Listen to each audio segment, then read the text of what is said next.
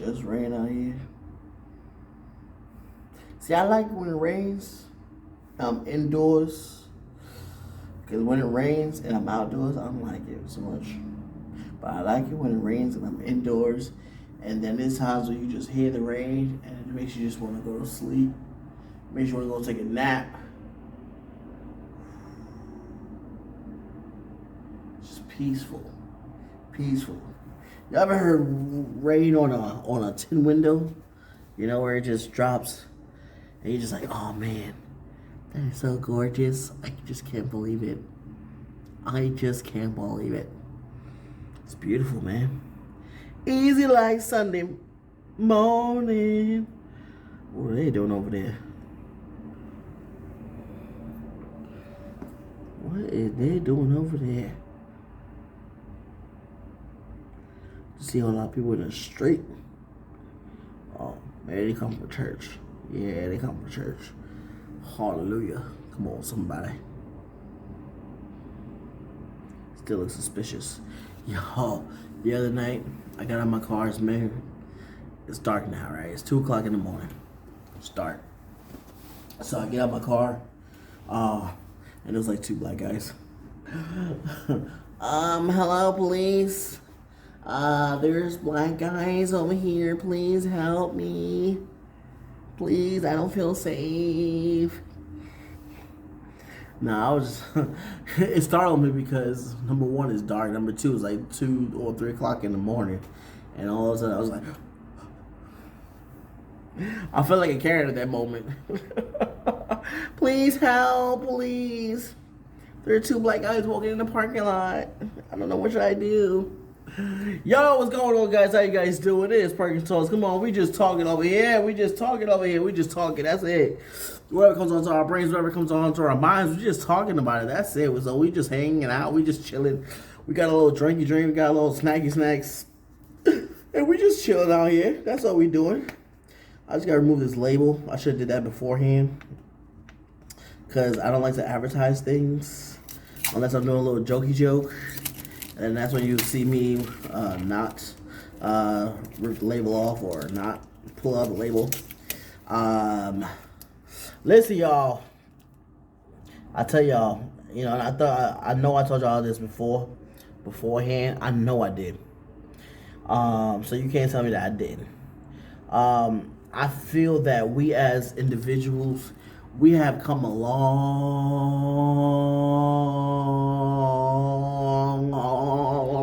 way.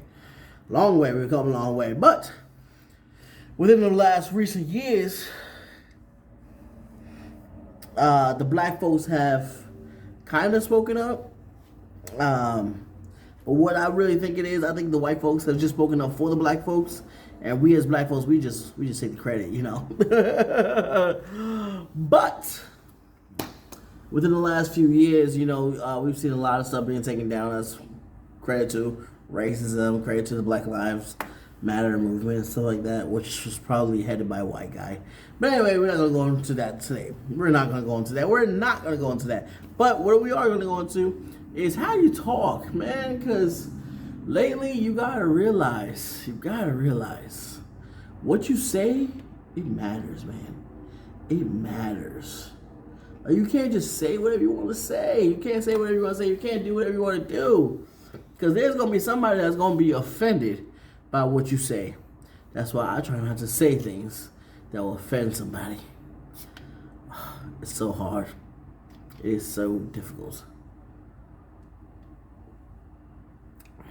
Because the fact of the matter is that, yes, you want to be courteous to everybody. Yes, you want to be soft to everybody. But, I mean, it got to become, there has to be a time where it's like, all right, listen. Grow some thick skin and let's just get over it. I understand that it offended you. And yes, an apology is necessary. But let's just get over that. Let's just get over it. Come on. And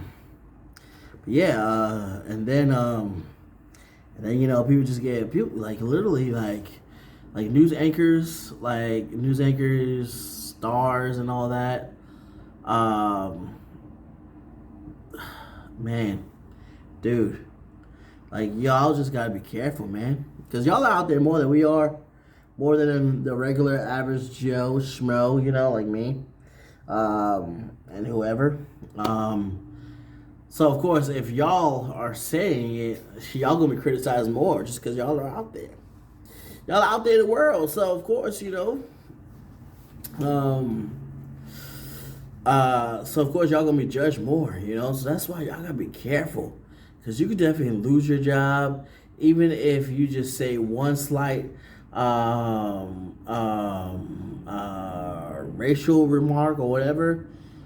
Dude, everybody's listening. Everybody is listening, and everybody got their phones out, just waiting for you to slip up. Waiting to catch that moment that someone that said something, and now I could post it online, now I could post it wherever, and discredit you for life. It's terrible, y'all. It's terrible. But you know what? Like I said before, we gotta be careful about the words that we say. We gotta be careful about the words that we choose, man.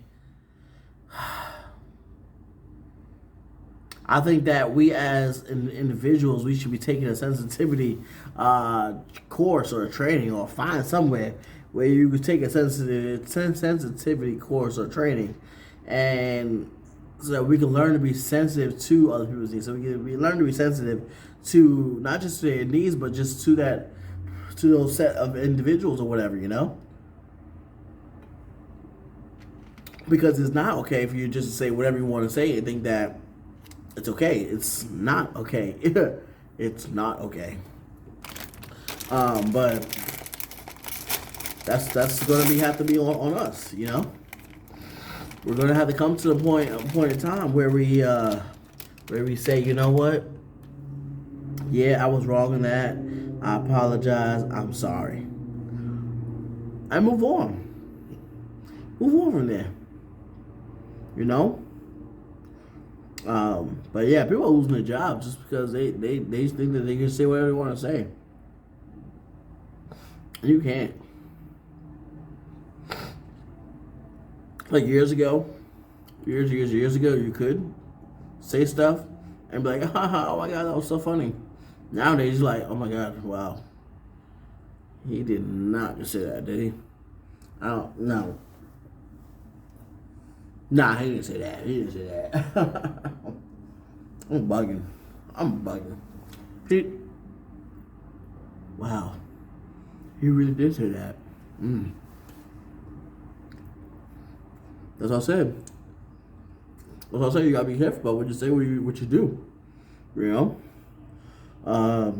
Man. So man, people are crazy out there, man. People are crazy. And nowadays, people are like really looking.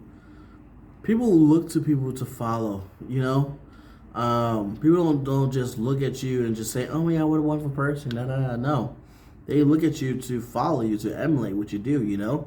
And that's why you gotta be careful what you do. You gotta be careful what you say. All of that, man.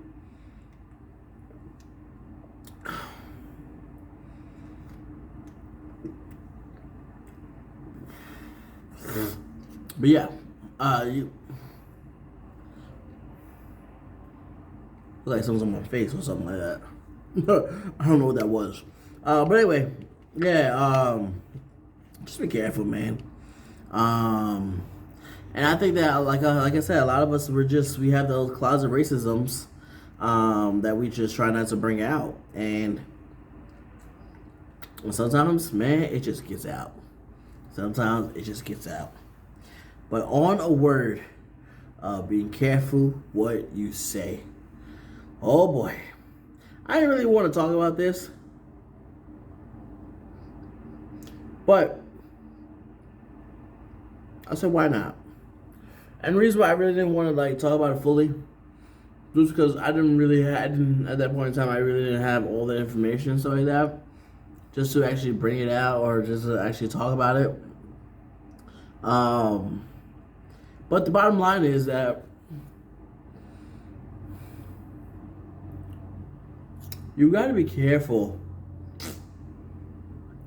You gotta be careful what you do. As a black person, as black folks, we gotta be careful what we do, and especially as men. As men, you gotta make sure you live your life, especially if you're in the limelight, if you're in the Hollywood shadow. You gotta be careful what you do because people will try to bring you down. People will try to bring lies against you. And man, it's terrible, man. It is terrible. It is terrible, y'all.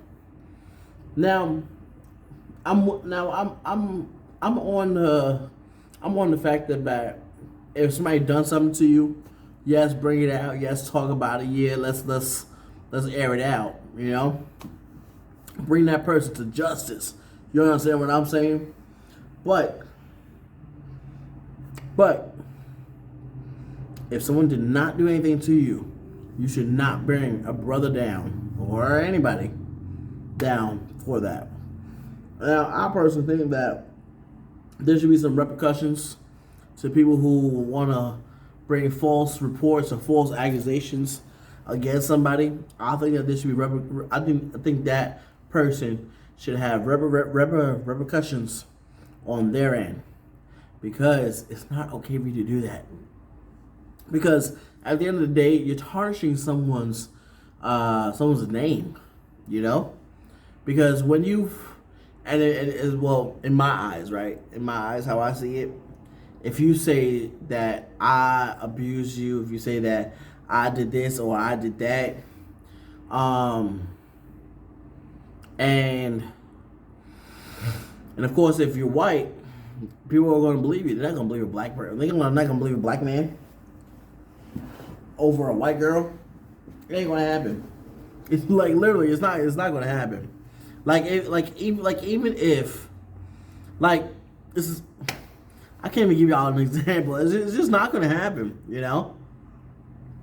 But once again, I think that if someone is bringing a false report against me, or if someone's bringing a false report against someone else, you know, I think that there should be repercussions against that. And I just think that everything is just so like broadcast in the world that automatically that person's reputation is just destroyed. Automatically that person's reputation is just done because nobody wants to work with you, you know, because they heard that you were an abuser, they heard that you raped somebody, they heard that you molested somebody, they heard that you were abusive, they heard that you were this, they heard that you were that. They don't want to work with you, you know? And then even if it's, okay, so let's say it's not true, right? So it's not true.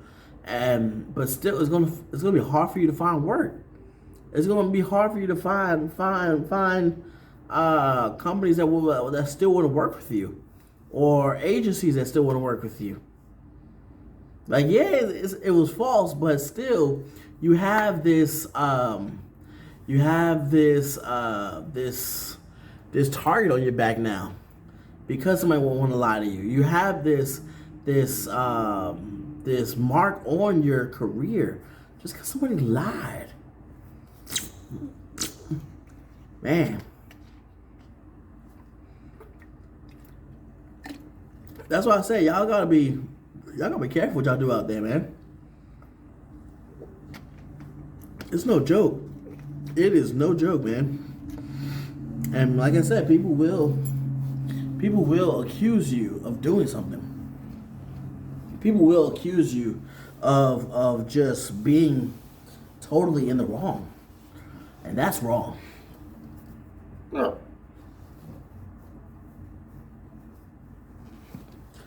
Ooh, sorry, I had to put on my shoe again. But that's why I say, like, when it comes to stuff like that, man, you really need to just take a time out, man. Take a time out and just work on you, man.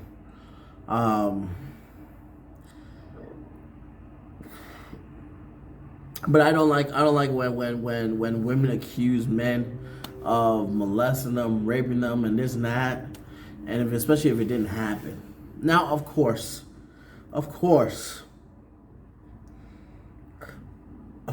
I'm not there with that female, that male, so I can't tell you, yeah, she lied, da da da, whatever. But of course, just hearing all the details, hearing all the sketchy testimony, you're just like, something's not adding up. Something is not looking right. So of course, when you hear all the details of the whole case, when you hear all the details of the whole story, you're just like, okay, well, that don't seem right. That don't sound right. That doesn't. Especially if someone calls 911 for you because you've been whatever. Why would they actually do the dirt? Why would they do the wrong? Like I don't know anybody that will try to hurt somebody and then call 911 on them, on themselves. Like, I just don't know, I mean, okay. So I did hear a report one time of a lady who called 911 on herself, saying that that she has a gun and stuff like that, and that somebody's messing with her and stuff like that. But of course, they arrested her. I don't know why. Our judicial system was messed up. But anyway, but other than that, man, I don't know anybody that will actually call 911 themselves. Like, hey, listen, I just molested this girl. She's at 19 Cucumber Lane. Like, come and get her. Take her to the hospital. Take her somewhere. Like, I just don't know anybody that would do that. Man.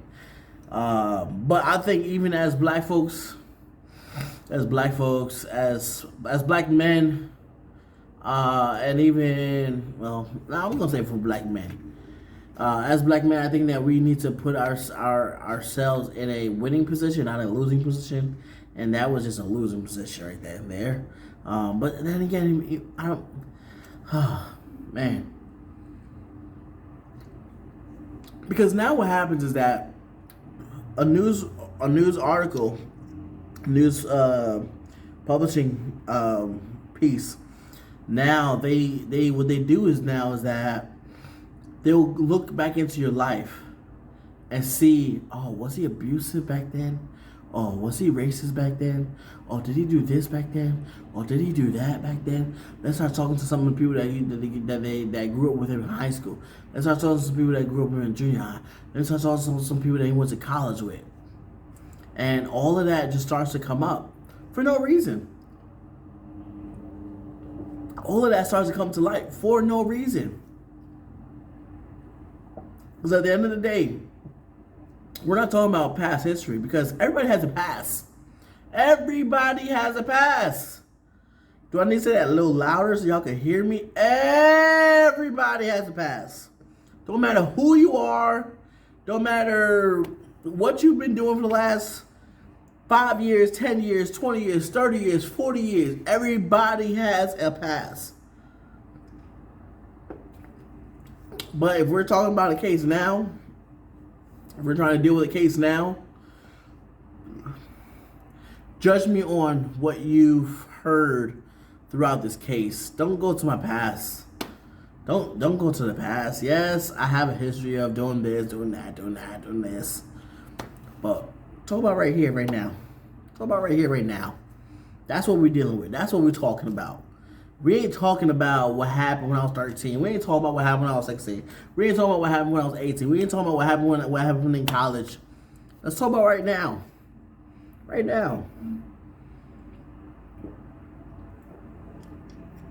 But a lot of people,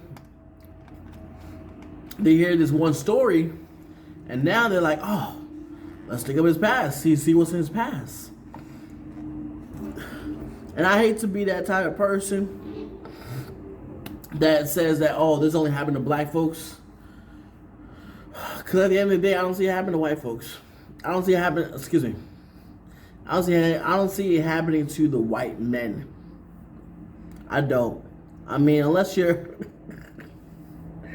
I can't say those names. But anyway, I just can't see it happening. I don't. I don't see it happening. And of course, it's not in the news or anything like that. You know, the white men, they don't do nothing. They're completely calm. They're completely innocent. They're God's favorite people. Please stop. Only ones that are God's favorite people are the Puerto Ricans. God loves Puerto Ricans.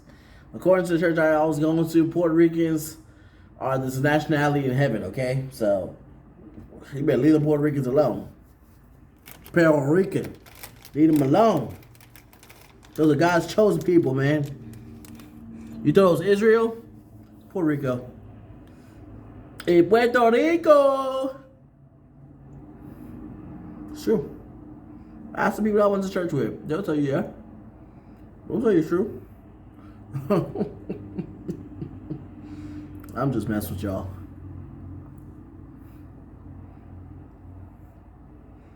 But seriously, I hate to be that person that's just like, oh, it only happens to the black guys. I don't see it happen to the black guys. I don't see it happen to white guys. I hate to be that person. But man, that's just what you see. That's just what you see. That's what you hear, you know? And of course, our paradigm needs to change. Our mind needs to change, you know? But it's sad that you see it happening to so many black folks. That's all that you see. That's all that you know. That's all that you're comprehending, right, at that moment. And yeah, we're smarter than that. Yeah, we're smarter than that. We can think better than that. But when you see it happening to the black folks and you're black, you can only talk about what you see. Because honestly, I don't see Justin Timberlake getting in any trouble for when he ripped off Janet Jackson's shirt at the Super Bowl. I know that was years ago. Whatever. But still, I don't see Justin Timberlake getting there. Because guess what? He was back to dancing, back to grooving, back to shake your body.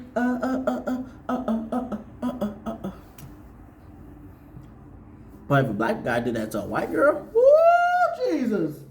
Woo, woo, woo. Crucify him. Crucify him.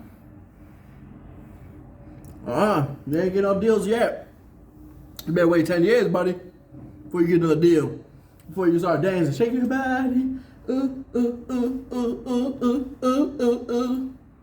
Huh. Seriously, y'all. Come on.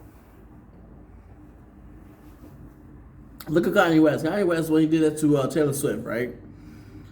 He was like, Beyonce got the best video of all time. Sorry, Taylor Swift, you suck. And of course, Taylor Swift went through depression, and then now Kanye West is a bad man. Kanye West, you are a bad man. You should have did that. And he didn't put anything out for a while, right? Because people saw him as a bad person now. Because he did that. But let Justin Timberlake do that to a black girl, be like, oh my God, that's so funny. Wow, oh my God, Justin Timberlake is so funny. He's so hilarious. Or let some other white guy do that. Oh, it's okay. He didn't mean like that. Oh, right, okay. Once again, I hate to be that type of person. No, I hate to be that type of person. For real. I really do. But once again, if that's all that you see, that's all that you see, and that's all that the media is portraying to us and feeding us, then guess what? That's all that we can talk about is our black folks being pinpointed, targeted, and everything like that, you know? So, sorry. Oh, one topic I want to talk about. This is my last topic. Man, I wonder if anybody ever watched these videos to the end. I really wonder. People are like, man, this video is what, 30 minutes long? I ain't watching that video. Unless you're not doing nothing, you know? Put it in the background. Play in the background. But anyway, one thing I do want to talk about is the fat problem of America. Fat problem in America. And this has happened for years on end now. Years on end, it has happened. As far as I can comprehend TV, media, news, everything, it has happened since then. All right, I'll be honest. It's happened since the early 2000s. I was about to say the early 20s, like I was alive since then. It has happened since the early 2000s that they've wanted to implement other options for fat folks, fat people, people who are a little bit larger in life, people who got a lot of love to give. You know, we got a lot of love in us, so we have a lot of love to give, right? But anyway, so early in the 2000s, one lady, if I remember the story right, one lady who she was overweight, she was a healthy woman, and she went to a nail salon, and the nail salon, I believe they wanted to charge her extra for sitting in their chair just because she was overweight. Seriously, it's not a lie. They wanted to charge her extra just because she was overweight. And they were afraid that she was going to break her. They were afraid that she was going to break their chair.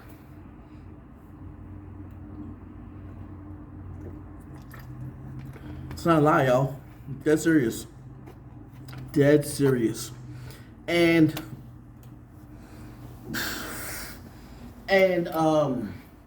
going forward, there's been a lot of and now I heard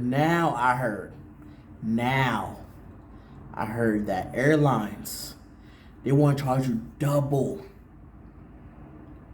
for a seat. So like, let's say you're paying $20 for a seat, you're gonna pay $40 if you're a fat man, fat woman, fat person, fat kid. Kids are fat now, right? Yeah, they are. They want to charge you extra now. They want to charge you double upon what you're paying, because you might take up, or you will take up, 2 seats. And to be honest, the seats on the airplane, they are so tight and so small. And sometimes I'm like leaning over like this, like literally, I'm like leaning over, like how I'm leaning right now. I'm like leaning over like this because somebody else is like on top of me and stuff like that, you know. And I know I'm a big boy. I know I'm a big boy, okay? But the seats are just so small. I'm like, yo, who's this for? Like, who? Y'all thought y'all was only making seats for 100-pound people? Bruh. I'm like literally leaning over, and like, of course, and now sitting like this is so uncomfortable because I have a 3-hour flight going from Texas to New York, actually 4-hour flight going from Texas to New York, and dude, I'm like, oh my gosh. Even when I flew from Texas to Las Vegas, still I'm like, so it was like me, then my girlfriend, and then whoever was on that side. I'm like, oh gosh, oh man. But like I said, I'm a big guy, you know. I'm a big boy, so just sitting in this little tiny seat, I'm like, yo, this big boy needs some room, okay? You know? That's why, like, a lot of times whenever I sit, I like to have my room. I like to have space. I like to be spread out. I don't like the people that's next to me on top of me, you know? Because I'm like, listen, I already got my own self on top of me. I don't need nobody else on top of me, you know? And of course, coming from New York City, where you always have people on top of you, you're like, listen, I'm in Texas now. Spread out. Spread out. Make it look like the land over here, okay? Spread out, please. Spread it out, y'all. I'll tell y'all, once I moved to Texas, I started feeling the need for space, y'all. The space. Now, when I see a large crowd, I'm like, I'm not going. Like, when people want to go to Six Flags, I'm like, Y'all go ahead. Like the first year, first or second year, I think it was the second year I was here. Um, someone had said to me, it was like, "Hey man, you should go ahead and check out the state fair." So I'm like, "State fair?" They're like, "Yeah, because you could get everything there. It's nice. It's this, it's that." So I'm like, "All right, cool, cool, cool." Man, I went there. It was a lot of people. That's just number one. I'm like, yo, this is too many people. And as I was telling someone the story, they're like, "Don't you go from New York City?" I'm like, "Yeah, but I'm in Texas now. I need my space. Please move over." And even just waiting for the train, dude, it was like a line that was like maybe like four to six city blocks. I'm talking about New York City blocks where there's some long blocks of just like people waiting for the train, trying to get on the train and trying to get back to wherever they are, wherever they come from. And I'm like, oh my gosh, I don't like this. And so now there are people behind me trying to like push forward. I'm like, yo, y'all gotta chill, man. Y'all gotta chill. Man. But anyway, bring it back to the topic, you know. But there are a lot of places that don't have like airlines, right? So airlines is not really made for a fat person just because the seats are so small. But Spirit Airlines, what they have is that they have these two seats, right? They're big, they're extra roomy seats. So now the problem with that is you're paying at least $50 a flight, right? So if it's like one way going to Denver, right? You'll pay, let's say you're paying 120 for the flight, right? Round trip, right? So now if you pay 120 round trip, you're paying $50 one way, $50 another way to sit in this extra room seat. So now you're paying about $100. So now your flight, instead of it being 120, now it's 220. And if you have bags that need to go underneath the underneath the plane, you're spending maybe about $50 for that as well. So you're talking about 225, 6, 7. You're talking about $270 just to fly somewhere. Now let's scratch it out, right? Let's say you don't have a bag, right? Let's say you're just going for a couple of days. You're going for 2-3 days. You're just gonna have a little carry-on. Boom, saves you money. But still, if you want that extra room seat and stuff, because it's kind of like first class, you know, it's kind of like first class. They want, you know, you have extra leg room and stuff like that. The seats are wide and stuff. It's always nice, you know. But I'm talking to you like seriously, you're talking about $100, $50 one way, $50 coming back on the other way. You're talking about $100 just to sit in an extra roomy type seat. You know, one second. You know, you're talking about and do you really want to do that? Of course not. Of course you don't want to do that. But that's just what they have. So now people are talking about what if they had a fat section? What if they had a fat section? Now, do you know how discriminating that will definitely be? Oh, look at that. I don't know. Yeah, do you know how discriminating that would be if they have a fat section? It's like, oh, how much do you weigh? Oh, if you're above 250, sorry, you're gonna have to go sit in the back. Like, come on now. That would just be crazy. Just to have a whole section just full of. I'm sorry, it's not funny, but how? I'm sorry. How crazy would that be? Just be like you go to the back of the plane. It's like a whole bunch of fat people just sitting in the back. You know, it's like, oh my gosh, what's like the smoker section? You know, it's like, dude, it's crazy. I know that's not really funny, but like, come on, like think about it. You know.